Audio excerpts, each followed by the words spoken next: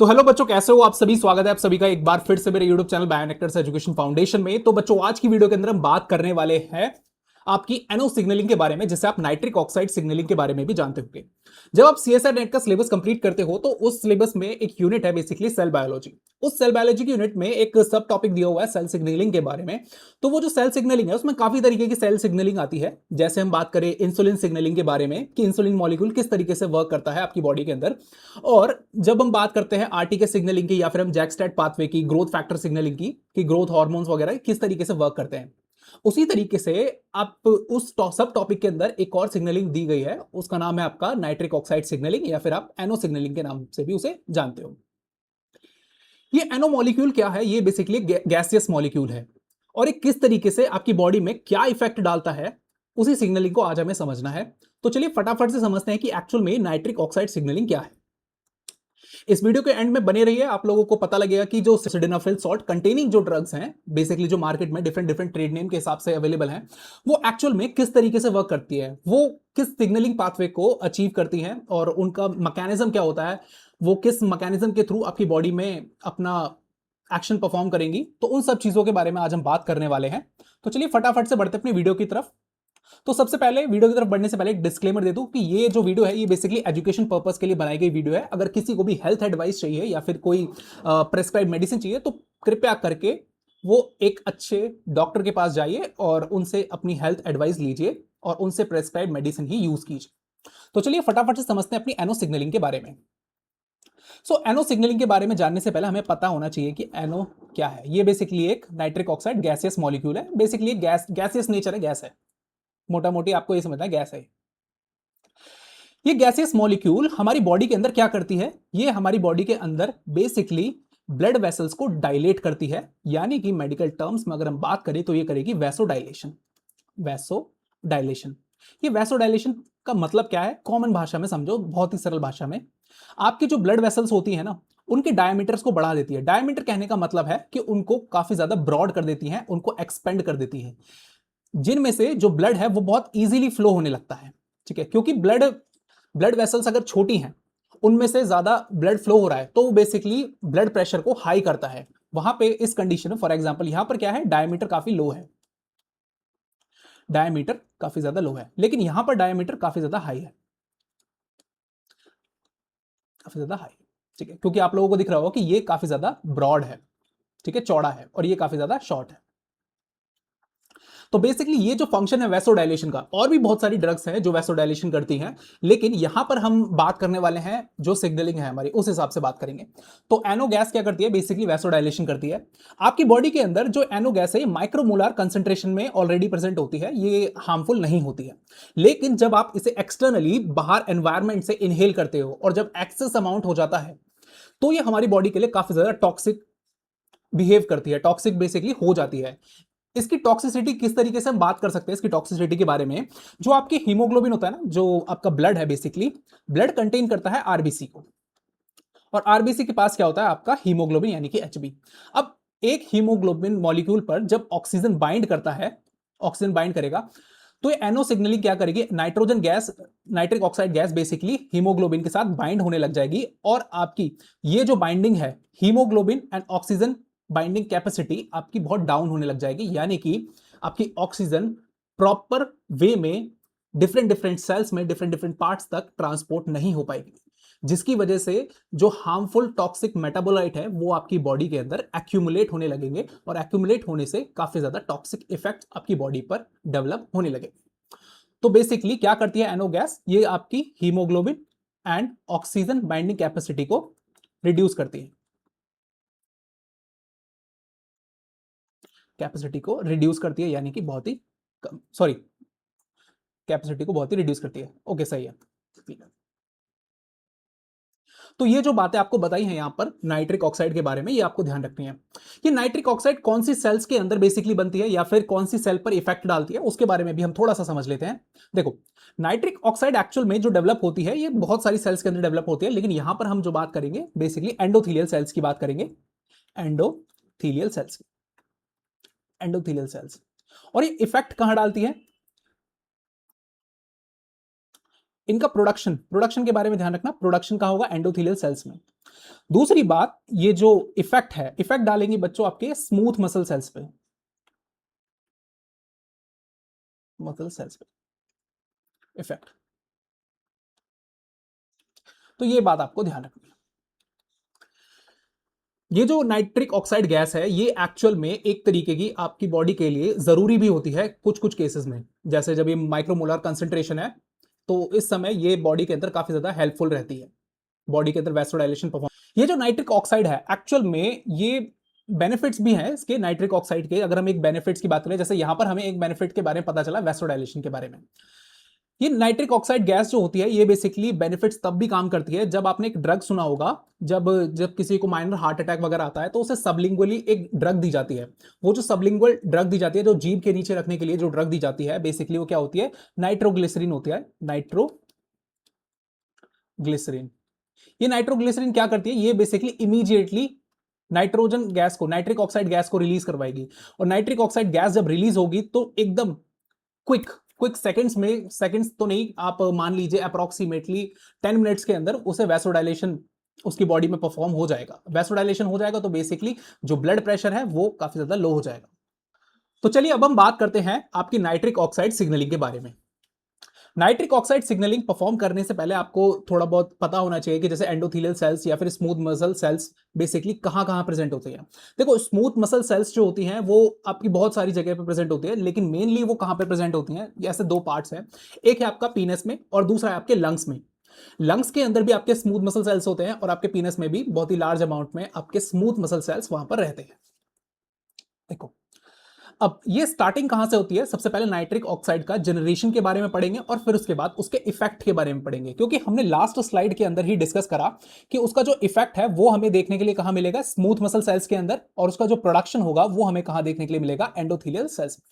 तो endothelial cells में production कब होता है, देखो, ब्रेन से एक न्यूरोट्रांसमीटर रिलीज होता है जिसका नाम है एसिटाइल कोलाइन, एसिटाइल कोलिन या फिर एसिटाइल कोलाइन भी बोलते हैं, अपनी अपनी प्रोनाउंसिएशन की बात होती है। ये जो एसिटाइल कोलिन जो न्यूरोट्रांसमीटर है, ये आकर के बाइंड करता है अपने रिसेप्टर पे जो आपका एंडोथेलियल सेल्स पे प्रेजेंट होता है। ये जो रिसेप्टर है ये बेसिकली क्या है, रिसेप्टर। ये रिसेप्टर एक स्पेशल काइंड का रिसेप्टर है जिसको आप बोलते हो जीपीसीआर। अगर आप सीएसआर नेट के सिलेबस कंप्लीट कर चुके हो तो आपको पता ही होगा जीपीसीआर क्या है, जी प्रोटीन कपल्ड रिसेप्टर। अब ये जो रिसेप्टर होता है ना, ये नीचे एक जी प्रोटीन से पास, जी प्रोटीन इसके पास लिंक्ड रहता है इससे।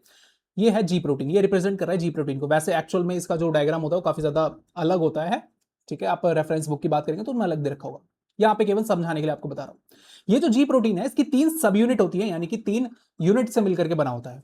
एक होती है अल्फा, एक होती है बीटा और एक होती है गामा, ठीक है, गामा। तो ये बात ध्यान रखना, 3 सब यूनिट है। अभी अल्फा सब यूनिट जाकर के एक्टिवेट करती है फटाफट से, जब एसिटाइल कोलिन रिसेप्टर के ऊपर एसिटाइल कोलिन जाकर के बाइंड करता है तो जी प्रोटीन एक्टिवेट होता है, और जी प्रोटीन एक्टिवेट करेगा अपनी अल्फा सब यूनिट को, और ये जाकर के एक्टिवेट करेगी फॉस्फोलाइपेज सी को। अब ये फॉस्फोलाइपेज सी यानी कि पीएलसी, ये जाकर के आपका एक्टिवेट करेगा, सॉरी, जाकर के एक्शन करेगा आपकी मेम्ब्रेन में प्रेजेंट होने वाले फॉस्फोटाइडल इनोसिटॉल डाइफॉस्फेट को, ठीक है, इस बात को ध्यान रखना। पीआई P2 पे जाकर के एक्ट करेगा और यहां पर क्रिएट करेगा वो 2 तरीके के मैसेंजर, IP3 प्लस डैग। IP3 का मतलब क्या है, इनोसिटॉल ट्राइफॉस्फेट, और डाइएसाइल ग्लिसरॉल यानी कि DAG। ये दोनों बेसिकली क्या है, ये सेकेंडरी मैसेंजर हैं, दोनों के दोनों, these are the secondary messenger. Secondary messenger कौन होते हैं, अब सिग्नलिंग पढ़ रहे हैं आई हो, और इतनी बात पता होगी आप लोगों को। देखो, सेकेंडरी मैसेंजर एक्चुअल में जो आपके मैसेज को वापस से कन्वे करते हैं ना सेल के अंदर, वो बेसिकली सेकेंडरी मैसेंजर होते हैं। बेसिकली जो ये एसिटाइल कोलिन जो अपना सिग्नल लेकर के आया था ब्रेन से, ये एक न्यूरोट्रांसमीटर, ये रिलीज हुआ था और ये जाकर के एक्ट कहां पे कर रहा है, एंडोथेलियल सेल्स पे। अब ये एंडोथेलियल सेल्स जो हैं ये बेसिकली अपना रिसेप्टर रखती है, रिसेप्टर पे आके एसिटाइल कोलिन बाइंड करता है, और उसके बाद उसके सिग्नल को ये सेकेंडरी मैसेंजर आगे कन्वे कर रहे हैं। ये IP3 जाकर के बाइंड होता है ER पे, क्योंकि सेल है, सेल के अंदर तो ER तो होगा ही होगा, यानी कि आपका एंडोप्लाज्मिक रेटिकुलम। ये है आपका एंडोप्लाज्मिक रेटिकुलम। इस एंडोप्लाज्मिक रेटिकुलम के पास इसके रिसेप्टर्स होते हैं IP3 के, यानी कि इनोसिटॉल ट्राइफॉस्फेट के। रिसेप्टर पे बाइंड करने के बाद ये ER के ल्यूमन में जो कैल्शियम मॉलिक्यूल्स होते हैं ना, ये कैल्शियम मॉलिक्यूल्स बेसिकली आपके साइटोप्लाज्म में आने लगते हैं। यहां पर आपका कैल्शियम लेवल जो होता है वो काफी ज्यादा इंक्रीज हो जाता है। और जब कैल्शियम लेवल इंक्रीज हो जाता है साइटोप्लाज्म में, तो वो साइटोप्लाज्म में पड़े हुए अपने एक प्रोटीन के साथ बाइंड कर जाता है जिसका नाम है आपका कैल मॉड्यूलिन। कैल्शियम और कैल मॉड्यूलिन आपस में मिलकर के एक कॉम्प्लेक्स बनाते हैं। ये कॉम्प्लेक्स एक्टिवेट करता है आपके एक एंजाइम को जिसका नाम है एनओ यानी कि नाइट्रिक ऑक्साइड सिंथेज। ये नाइट्रिक ऑक्साइड सिंथेज क्या करेगा? ये नाइट्रिक ऑक्साइड का प्रोडक्शन को बढ़ाएगा। कैसे बढ़ाता है? आपकी बॉडी के अंदर या फिर आपकी सेल्स के अंदर जो अमाइनो एसिड्स होते हैं, स्पेशली कौन सा अमाइनो एसिड यहां पर यूज होगा? यहां पर यूज होगा एल आर्जिनाइन। एल आर्जिनाइन, ये L arginine basically nitric oxide की प्रेजेंट में, नाइट्रिक ऑक्साइड सिंथेज की प्रेजेंस में डेवलप करेगा नाइट्रिक ऑक्साइड को प्लस आपका सिट्रेट को। तो ये था प्रोडक्शन के बारे में, क्योंकि एंडोथेलियल सेल्स में क्या होगा? प्रोडक्शन होगा एनओ का। ये तो हो गया प्रोडक्शन। अब ये जब नाइट्रिक ऑक्साइड के मॉलिक्यूल, गैसियस मॉलिक्यूल काफी ज्यादा हो जाते हैं अमाउंट में, तो अमाउंट में जब ज्यादा हो जाते हैं तो ये अपनी near by smooth muscle cells में डिफ्यूज होने लगते हैं। जब ये डिफ्यूज हो जाएंगे तो डिफ्यूज होने के बाद इनकी स्मूथ मसल सेल्स में नाइट्रिक ऑक्साइड का लेवल जो होगा वो इंक्रीज हो जाएगा, और इंक्रीज होने के बाद ये एक्टिवेट करेगा एक एंजाइम को जिसका नाम है आपका ग्वानाइल साइक्लेज। ये ग्वानाइल साइक्लेज एंजाइम क्या करेगा? ये एक्टिवेट करेगा आपके जीटीपी को साइक्लिक जीएमपी में। साइक्लिक जीएमपी क्या होता है? ये बेसिकली एक साइक्लिक स्ट्रक्चर है। वेट अ मिनट, मैं इरेज करके अच्छे से लिख देता हूं।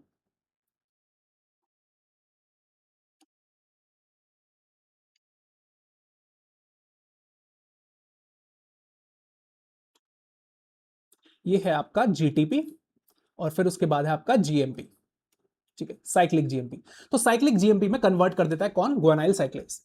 अब ये जब साइक्लिक जीएमपी का कंसंट्रेशन इंक्रीज होने लगता है सेल के अंदर, स्मूथ मसल सेल्स के अंदर, तो ये जाकर के एक्टिवेट करते हैं। इसका लेवल इंक्रीज हुआ, इन्होंने जाकर के एक्टिवेट करा प्रोटीन काइनेज जी को। ये प्रोटीन काइनेज जी क्या करेगा? ये प्रोटीन काइनेज जी करेगा बेसिकली वैसोडाइलेशन। वैसोडाइलेशन, और वैसोडाइलेशन का मतलब क्या होता है? कि ब्लड वेसल्स का जो डायमीटर है वो इंक्रीज हो जाएगा, जिसकी वजह से जो ब्लड फ्लो है वो इंक्रीज हो जाएगा। ठीक है, तो इस बात का आपको ध्यान रखना है, ब्लड फ्लो इंक्रीज होगा। ठीक है, और ब्लड जो होगा ब्लड वेसल्स में फिल भी हो जाता है। ठीक है, तो इन दोनों बातों का जो बताई है आपको ध्यान रखना है। अब फॉर एग्जाम्पल ये जो पाथवे है ऐसे ही चलता रहता है, अब इसे रोकना भी तो है। अब इसको रोकने के लिए इस स्मूथ मसल सेल्स में फॉर एग्जांपल अगर ज्यादा ही एक्साइटेशन हो जा रहा है, ज्यादा ही वैसोडाइलेशन होता जा रहा है, तो बीपी लो की प्रॉब्लम भी आ सकती है ना बॉडी के अंदर। जो ह्यूमन बॉडी है बेसिकली, ऐसा तो नहीं रह सकता ना कि वो केवल ब्लड प्रेशर लो पर ही सर्वाइव कर जाए पेशेंट, नहीं ऐसा नहीं है। तो सेल्स के पास एक अनदर एंजाइम रहता है जिसका नाम है आपका फॉस्फोडाइएस्टरेज 5, PDE5। ये जो एंजाइम है ये बेसिकली साइक्लिक जीएमपी पे जाकर के एक्ट करता है। मैं अलग कलर से नोट कर दे रहा हूं। ये जो एंजाइम है बेसिकली ये जाकर के एक्ट करेगा आपका ये साइक्लिक जीएमपी, और साइक्लिक जीएमपी को कन्वर्ट कर देगा आपका 5 प्राइम जीएमपी पे, 5 प्राइम जीएमपी। अब साइक्लिक एमपी का कंसंट्रेशन घट गया, प्रोटीन काइनेज जी का भी कंसंट्रेशन घट जाएगा, वैसोडाइलेशन नहीं बचेगा, तो फिर क्या होगा? आपका वैसो कंस्ट्रिक्शन। वैसो कंस्ट्रिक्शन मतलब वापस से आपका बीपी हाई हो जाएगा, BP back to the normal, या फिर हम बोले बीपी आपका हाई हो जाएगा। तो इन दोनों चीजों को आपको ध्यान रखना है कि कब वैसोडाइलेशन हो रहा है और कब आपका वैसो कंस्ट्रिक्शन हो रहा है। कौन आपका वैसो कंस्ट्रिक्शन करा रहा है? फॉस्फोडाइएस्टरेज 5 यानी कि PDE5।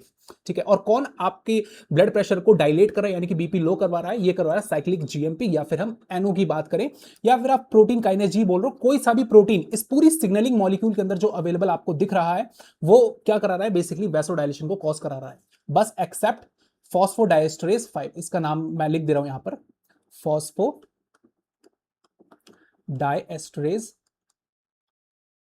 5। ये जो एंजाइम है ना ये बेसिकली बहुत ही रेगुलेटेड एंजाइम है। इस एंजाइम के बारे में थोड़ा सा जानते हैं। देखो, ये PDE5 एंजाइम, आपकी बॉडी के अंदर बहुत सारे पीडी फॉस्फोडाइएस्टरेज एंजाइम अवेलेबल है, अप्रोक्सीमेटली 1 से लेकर के 11 इसकी आइसोफॉर्म्स अवेलेबल हैं, मतलब 1 2 3 4 5 6 7 8 9 10 और 11 आइसोफॉर्म्स इस फॉस्फोडाइएस्टरेज एंजाइम के अवेलेबल है। लेकिन जो ये ड्रग है ना जिसके बारे में हमने स्टार्टिंग में बात करी थी, जो सिडेनाफिल ड्रग है, सिडेनाफिल ड्रग, ये बेसिकली एक्ट करती है ओनली ओनली ये जाकर के इनहिबिट करेगी आपके फॉस्फोडाइस्टर 5 को, फॉस्फोडाइस्टरेस 5 केवल स्पेसिफिकली इन्हीं पर जाकर के ही एक्ट करेगी ये ड्रग, सिडेनाफिल सॉल्ट।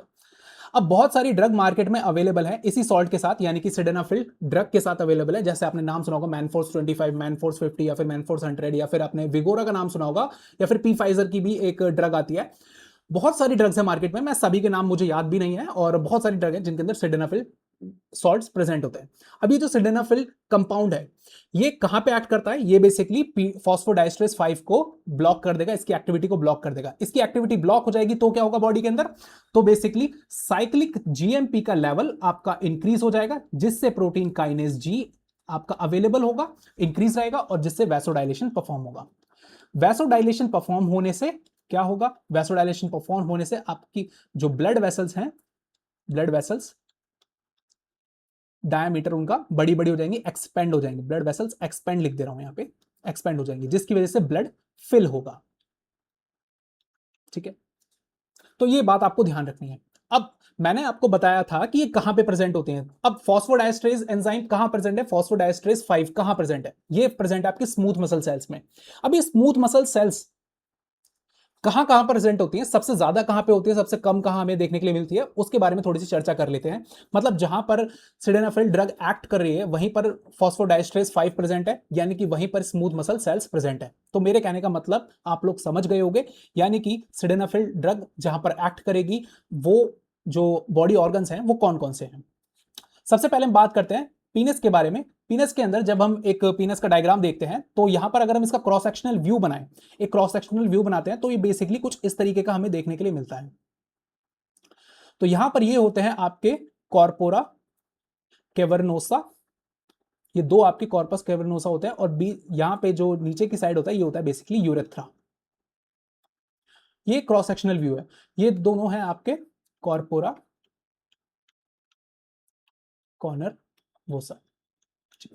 ये जो कॉर्पोरा कॉर्नर वोसा होता है ना, इन्हीं के पास आपके सबसे ज्यादा स्मूथ मसल सेल्स होते हैं, स्मूथ मसल सेल्स। अब ये स्मूथ मसल सेल्स कहां पे प्रेजेंट है, आपके पेनिस रीजन में। पेनिस रीजन में कहां पे, आपके कॉर्पोरा कॉर्नर में। ये जो स्मूथ मसल सेल्स है ना, ये बेसिकली जब आप सिडेनाफिल ड्रग कंज्यूम करते हैं, जो सिडेनाफिल सॉल्ट है ये बेसिकली जो दिया जाता है, ये नॉट ओनली आपका इरेक्टाइल डिस्फंक्शन के लिए, आपकी बहुत सारी और भी अदर थिंग्स के लिए ये एकदम से दिया जाता है बॉडी के अंदर। मेनली जो वर्क होता है ये बेसिकली इरेक्टाइल डिस्फंक्शन के लिए, इरेक्टाइल डिस्फंक्शन के लिए। जब इनमें कोई प्रॉब्लम हो जाती है ना, इन कॉर्पस कॉर्नरोसा जो सेल्स है, स्मूथ मसल सेल्स है, इनमें प्रॉब्लम हो जाती है, तो बेसिकली एक डिसीज हो जाती है जिसको बोलते हैं इरेक्टाइल डिस्फंक्शन। इस इरेक्टाइल डिस्फंक्शन डिसीज को ट्रीट करने के लिए ही दिया जाता है आपका सिडेनाफिल सॉल्ट, सिडेनाफिल सॉल्ट, जो बेसिकली सिडेनाफिल सॉल्ट कंज्यूम करता है, और बेसिकली उस दवाई के जरिए जो इरेक्टाइल डिस्फंक्शन है वो बेसिकली इरेक्शन फील होने लगता है पीनस रीजन के अंदर। दूसरी अगर हम बात करें, ये प्रेजेंट होते हैं आपके लंग्स में या फिर पल्मोनरी रीजन में, पल्मोनरी वस्कुलेचर इफेक्ट पीडी5 को enzyme they are present in the blood vessels of the lungs. जो लंग्स में बेसिकली कंजेशन फील होने लगता है ना, तब ये बेसिकली ड्रग दिए जाते हैं। जनरल सिस्टमैटिक ब्लड वेसल जैसे वस्कुलर स्मूथ मसल्स, ठीक है, और आपके फेशियल रीजन में जब आपने सुना होगा कि कोई कोई पेशेंट होते हैं बिना प्रिस्क्राइब करे किसी की मेडिसिन ले लेते हैं, और हायर डोसेज की वजह से उनमें साइड इफेक्ट दिखने लगते हैं। अब वो जो साइड इफेक्ट हैं, वो इस सिडेनाफिल के साइड इफेक्ट्स हैं, वो एक्चुअल में हमें सबसे ज्यादा देखने के लिए कहां कहां मिलते हैं। देखो सबसे ज्यादा आपको देखने को मिलेगा फेशियल फ्लशिंग, यानी कि redness and the feeling warm, मतलब गर्म, चेहरा एकदम लाल हो जाएगा, गर्म हो जाएगा आपका फेस और आपका नेक रीजन। फिर उसके बाद हेडेक आपको देखने को मिलेगा, dilation of blood vessels in the head and the brain. हो सकता है ब्रेन हेमरेज भी हो जाए, तो इसलिए बिना किसी डॉक्टर की प्रिस्क्राइब के मेडिसिन हमें नहीं लेनी चाहिए कभी भी। नेजल कंजेशन हो जाए, नेजल कंजेशन का मतलब है जो आपकी नाक है वो आपकी बंद होने लगती है, आपको ऐसा लगता है आपको जुकाम है, कंजेशन बढ़ जाता है। ठीक है, जो पांचवा इफेक्ट है ये बहुत ही ज्यादा इंपॉर्टेंट है क्रॉस रिएक्टिविटी का। मैंने आपको बताया कि जो सिडेनाफिल ड्रग है ये बेसिकली फॉस्फोडाइस्ट्रेस 5 पर ही जाकर के बेसिकली इस पे एक्शन दिखाएगी अपना। लेकिन जब इसकी डोसेज हाई हो जाती है, डोसेज हाई कहने का क्या मतलब है, इसका जो अमाउंट है बॉडी के अंदर ज्यादा इंक्रीज हो गया है सिडेनाफिल सॉल्ट का, तब ये क्या करेगा, ये बेसिकली जाकर के क्रॉस रिएक्टिविटी करेगा आपके फॉस्फोडाइस्टर 6 के साथ, क्योंकि इन दोनों का अप्रोक्सीमेटली जो स्ट्रक्चर होता है अमाइनो एसिड स्ट्रक्चर वो सिमिलर होता है, फॉस्फोडाइस्टर 5 और फॉस्फोडाइस्टर 6 का। ठीक है, तो इसलिए इसको जाकर के इनहिबिट करने वाला लगेगा। ये फॉस्फोडाइस्टर 5 6 जो होता है ये अवेलेबल होता है आपकी आईज में, अवेलेबल, वेट अ मिनट, मैं इरेज करके अच्छे से लिखता हूँ।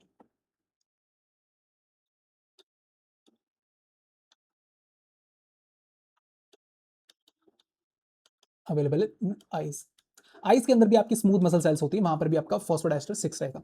अब ये जो फॉस्फोडाइस्टर 6 है, फॉस्फोडाइस्टर 6 कहां पे अवेलेबल? आई में। अब आई पे जाकर के सिडेनाफिल सॉल्ट जब एक्ट करती है तो बेसिकली आपका जो विजन हो जाता है ना वो ब्लू हो जाता है, ठीक है, ब्लू विजन हो जाता है, जिसे आप मेडिकल लैंग्वेज में साइनॉप्सिस भी कहते हो, ठीक है, साइनॉप्टोसिस, ठीक है, साइनॉप्टोसिस, साइनॉप्सिया, बेसिकली साइनॉप्सिया बोला जाता है, साइनॉप्सिया। और ब्लू टिंटेड विजन, यानी कि आपको सब चीजें ना ब्लू ब्लू दिखने लगेंगी, बेसिकली साइनॉप्सिया आपको हो जाएगा। और लाइट सेंसिटिविटी आपको देखने को मिलेगी आंखों में, आप ज्यादा देर तक आंखें नहीं खोल पाओगे, आप लाइट सेंसिटिव हो जाओगे, आपकी आंखें जो होंगी। फोर्थ जो है वो है गास्ट्रोइंटेस्टाइनल स्मूथ मसल सेल्स, यानी कि गट में जो PDE5 एंजाइम होता है स्मूथ मसल टिश्यूज में, गास्ट्रोइंटेस्टाइनल ट्रैक में, वहां पर जाकर के भी आपका सिडेनाफिल एक्ट करेगा। तो यहां पर आपने देखा कि कहां कहां पर आपके स्मूथ मसल सेल्स, यानी कि आपकी जो सिडेनाफिल सॉल्ट है, सिडेनाफिल जो सॉल्ट है वो बेसिकली जाकर के बॉडी में कहां कहां पर एक्ट करेगा, और उसके हार्मफुल इफेक्ट क्या हो सकते हैं जब आपकी डोजेज आपकी प्रॉपर वे में ना हो। तो ये था आपका एक idea about the nitric oxide signalling and the sildenafil salt drug, sorry sildenafil salt containing drugs के बारे में। एक और ड्रग्स के बारे में यहां पर हमें जानने के लिए मिलता है, जिसको आप बोलते हो नाइट्रोग्लिसरीन। ये नाइट्रोग्लिसरीन क्या है? ये बेसिकली ये जो ड्रग है ना, ये सबलिंगुअली, मैंने पहले बात कर चुका हूं इसके बारे में, ठीक है, तो दोबारा से बस थोड़ा सा बता रहा हूं कि एक्चुअली ये दोनों ड्रग्स के बीच में क्या कंपैरिजन करके। ये नाइट्रोग्लिसरीन जो ड्रग है, ये बेसिकली जब माइनर हार्ट अटैक की कंडीशन होती है, जब एंजिना की प्रोसेस होती है, एंजिना की कंडीशन होती है, तो उस केसेस में सबलिंगुअली दी जाती है। सबलिंगुअली कहने का मतलब है जीभ के नीचे रखने के लिए दी जाती है, ये जो ड्रग होती है नाइट्रोग्लिसरीन। ये नाइट्रोग्लिसरीन ड्रग क्या करती है? एनओ की कंसंट्रेशन को इंक्रीज कर देती है। अब एनओ की कंसंट्रेशन इंक्रीज कर दोगी तो क्या होगा? वैसोडाइलेशन, वैसोडाइलेशन, वैसोडाइलेशन हो जाएगा, ठीक है। सिडेनाफिल ड्रग कहां पे एक्ट करती है? सिडेनाफिल ड्रग आप करेगी आपकी फॉस्फोडाइएस्टरेज 5 पे, जब क्रॉस रिएक्टिविटी रहेगी तो फॉस्फोडाइएस्टरेज 6 पे भी जाकर के एक्ट कर सकती है, ठीक है। तो जिससे आपका साइक्लिक जीएमपी का लेवल इंक्रीज हो जाएगा, फिर उसके बाद वो प्रोटीन काइनेज जी के ऊपर जाकर के एक्ट करेगा और वो भी आपका वैसोडाइलेशन करवाएगा। ड्रग डिफरेंट्स हैं, काम सेम ही है। और भी बहुत सारी ड्रग्स आती हैं जो वैसोडाइलेशन करती हैं, ठीक है, लेकिन जो सबसे ज्यादा फास्ट एक्टिंग होती है वो आपकी ये नाइट्रोग्लिसरीन है।